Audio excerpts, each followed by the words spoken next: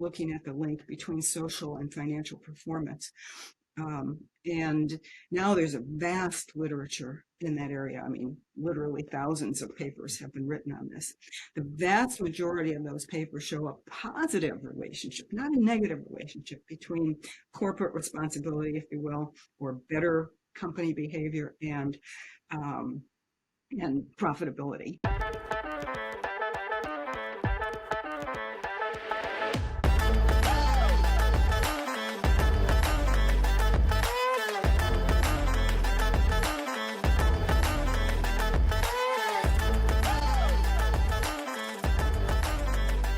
Hi everyone, welcome. My name is Volker Haltenhof and I'm part of the Intelligent Enterprise Institute at SAP. Welcome to our Envision Beyond interview series. Today I have the pleasure to interview Professor Sandra Waddock on the current topic, life-centered economy. Sandra Waddock is a Kellogg Chair of Strategy and Professor of Management at the Carroll School of Management at Boston College. She teaches a university capstone course entitled Leadership and Mindfulness and has published more than 180 papers and chapters in books and up to now 16 books. The topics are ranging from catalyzing transformation, healing the world, and corporate responsibilities, among others. Current research interests are system transformation and stewardship of the future. Professor Waddock also received numerous Lifetime Achievement Awards, including the Pioneer Award for Leadership and the Lifetime Achievement CSR Award from Humboldt University Berlin, just to mention a few. Now, I would like to jump into our series of 4 questions right now. And I'd like to begin, first, thank you, Sandra, again, for taking the time for this interview. And so let's get started. Now, I'll take it for granted that there is some sense of urgency to move towards a life-centered economy.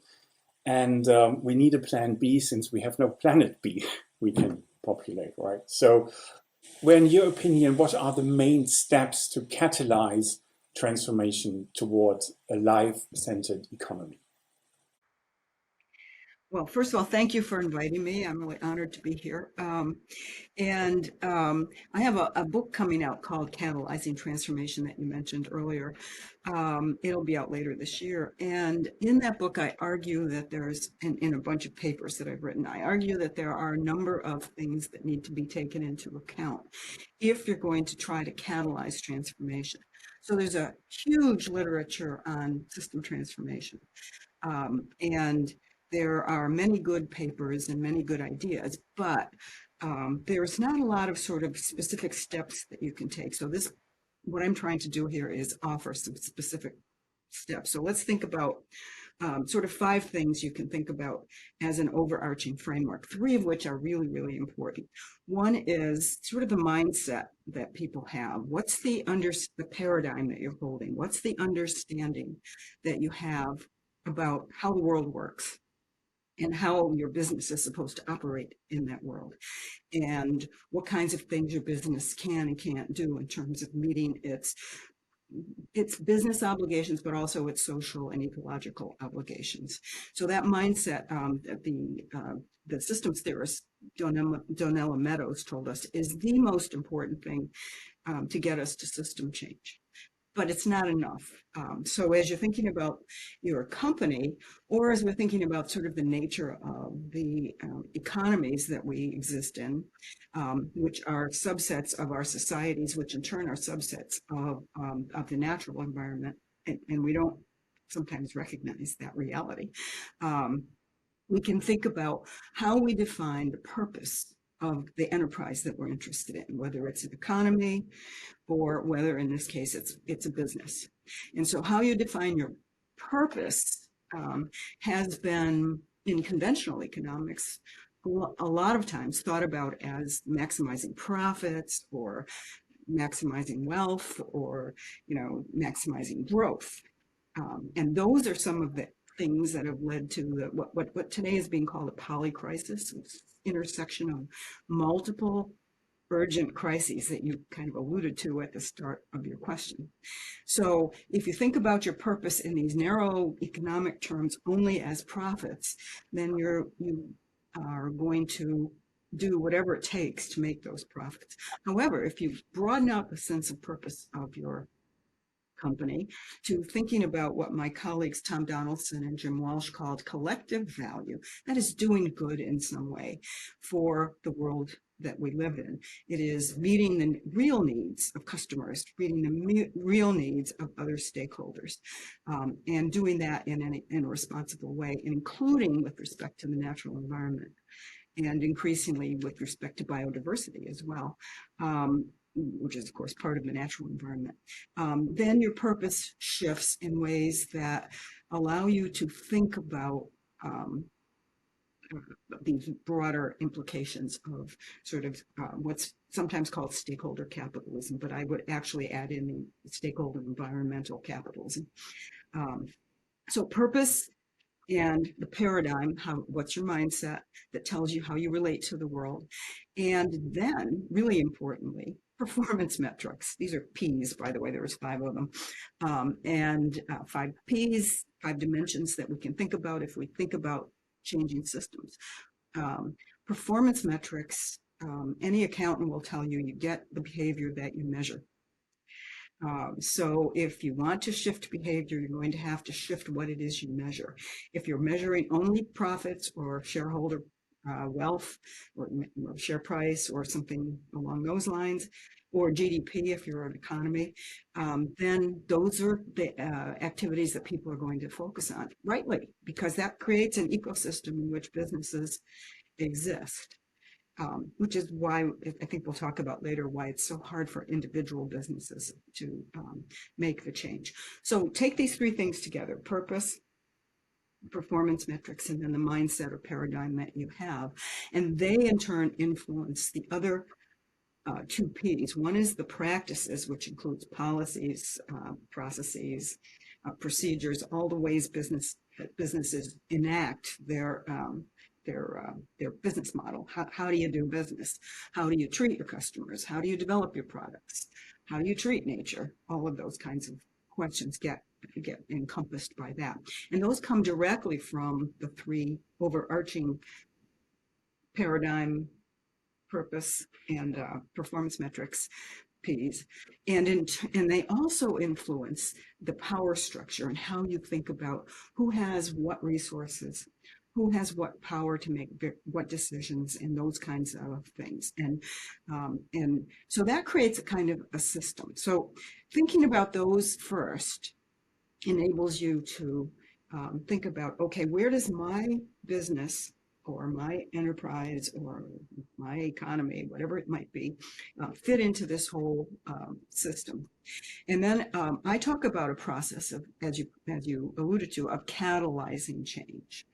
And in this process, someone or some group becomes what I call a transformation catalyst. And a transformation catalyst plays a number of roles, because recognizing that businesses exist in an ecosystem, and it's really hard for any single business to change that ecosystem, means you've got to change the ecosystem itself. And so in order to do that, you need to somehow figure out who the key actors are in the system, what the system looks like, and how those actors can be brought together in new ways to well, I call the process connecting, cohering, and amplifying. So this connecting process helps your stakeholders to understand who's in the system and to bring them together in new ways so they can see the system, understand the systems, and begin to make sense of the system, perhaps in a new way, as sort of a socio-ecological system instead of just a business that goes out and exploits nature or exploits people and does that so that they can make profits, rather as an ecosystem in which we're all in it together. This would be my perspective, obviously. We're all in it together, and we need to figure out how we build a future that where everyone can thrive. So that first step is called connecting. The second step is called cohering. So that means that the people you've brought together and then the key actors in your system, as they begin to understand the system, start to do some processes that enable them to envision what they would like the future of their industry, of their business, of the economy to look like. And that means that the catalyst is just that, a catalyst. So you know what a catalyst is from chemistry, right? A catalyst is something you put into something that causes something else to happen. And that's what this catalyst is doing, because the action, the coherence, the visioning, and the development of action plans comes from the people you've brought together. Now, you're part of that. Unlike a catalyst, you do change with the system. But so you're part of that, but what you're doing is bringing people together so that they and you together can catalyze the kinds of changes that are needed. And that means envisioning what you want the future to look like and figuring out who needs to do what in that context in order to make it happen. That's the action planning stage or step. And there's any number of visioning techniques you can use. There's any number of processes you can use to bring that about. And then some of the actors, some businesses, for instance, let's say you're trying to figure out how the industry becomes more, I don't know, more sensitive to biodiversity, let's say. You bring the actors together around that question. You'd envision what you want the system to look like, and then some businesses would take individual steps because they continue to operate as individual entities, but others would say, oh, we need a coalition of businesses to maybe lobby the government or work with environmental groups or whatever it is you've decided you need to do as not just an independent business, but collectively. And then the third step, the amplification step, is actually taking those plans, starting to see what happens, experimenting, see what happens when you try this. Is it working? Figure out how to evaluate that, and do that from the start. Don't just sort of put the evaluation on at the end, but build that right into what you're doing, and then probably in some sort of cascade, recognize that other places in the system are going to need this same kind of transformative impact. And if you're doing it in a way that makes sense, it would build out a system where there's transformation change at sort of the, let's take an industry, at the industry level, at the business level, at the local community level. So you'd be having more transformation catalysts emerging, and they'd be catalyzing smaller subsystems of the whole system, so that you've got the whole system moving in hopefully a shared set of aspirations direction. Does that help? Absolutely. Yes, thank you. And I think with this, framing these 5 Ps, 5P are key for that transformation process. I think that's also easy to remember. And when you said you need to start, like what I heard is like, think big, start small with this prototyping sort of approach. That's something pretty familiar from like design thinking or wherever. So exactly. I think, yeah, really cool. Thank you. So then again, it sounds very clear, but it's not that easy. And that brings me to, if we think of the economy, so that's made of, for example, of, a number of companies that are building that, or contributing to that economy. Now, what would you say, what are the roadblocks, what are the barriers, why not each company is embracing that, life-centered economy thought, mindset, however you want to call it, and what's keeping or holding them back? Well, I mean, you talked about the ecosystem a little bit before. So what's in that ecosystem? Collectively, we have a set of mindsets, and we have a set of paradigms that we're operating from, or narratives or stories that we tell each other about how the world works. And I actually think these stories are really important.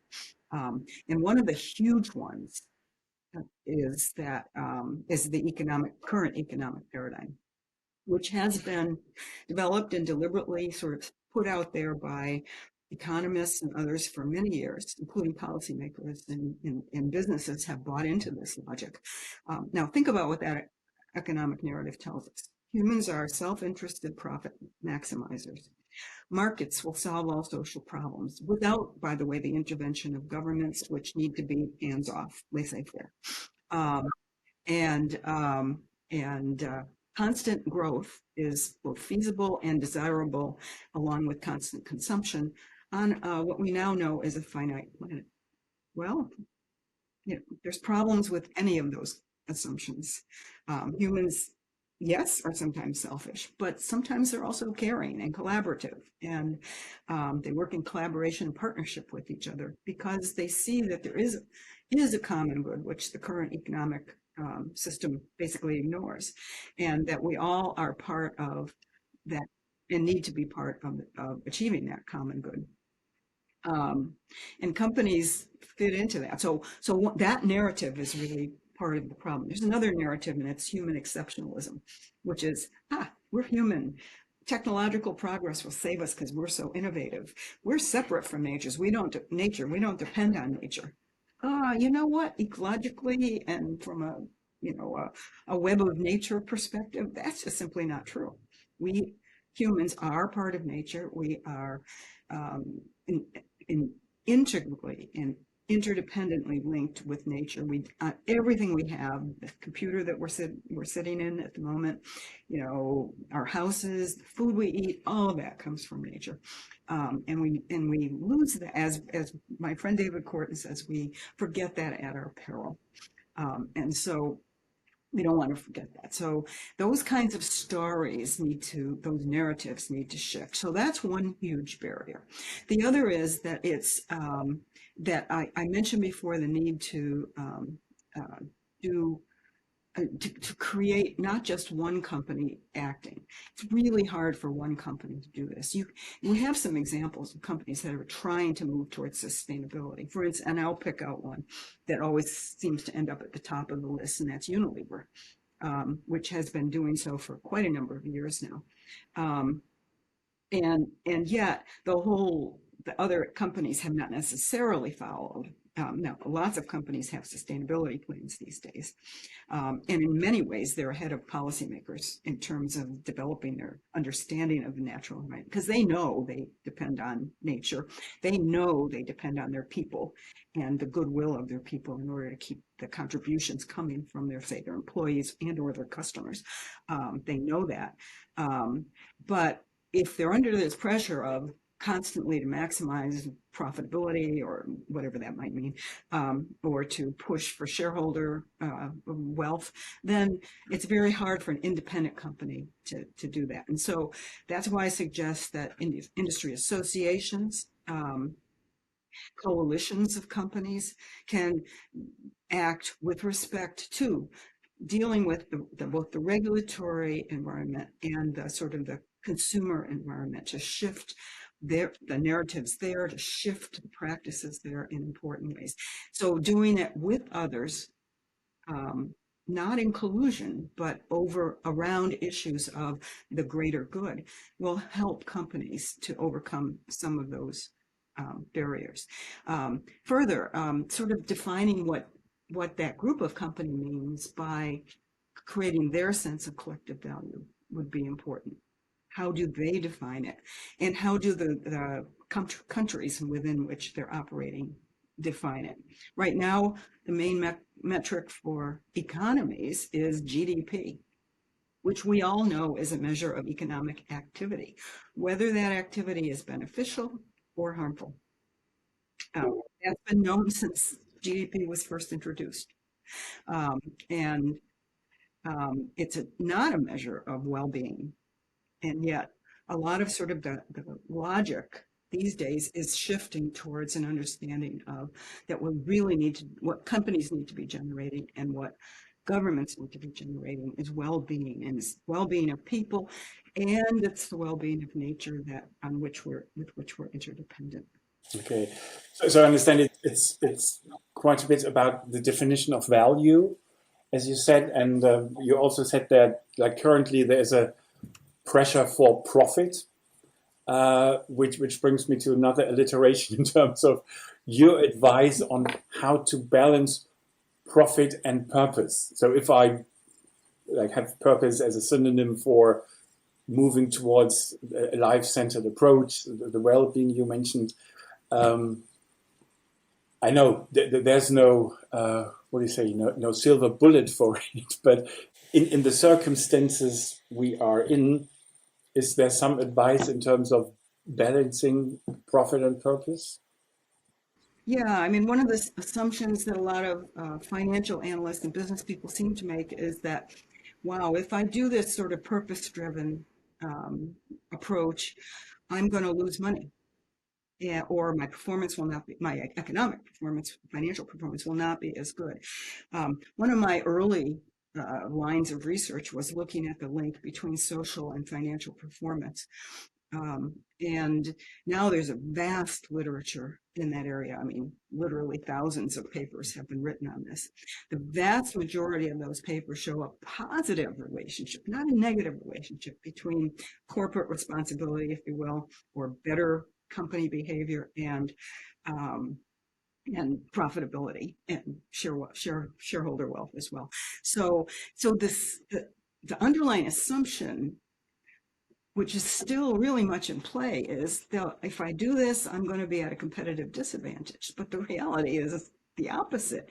If you treat the natural environment well, you can regenerate stuff. You're going to have fewer costs.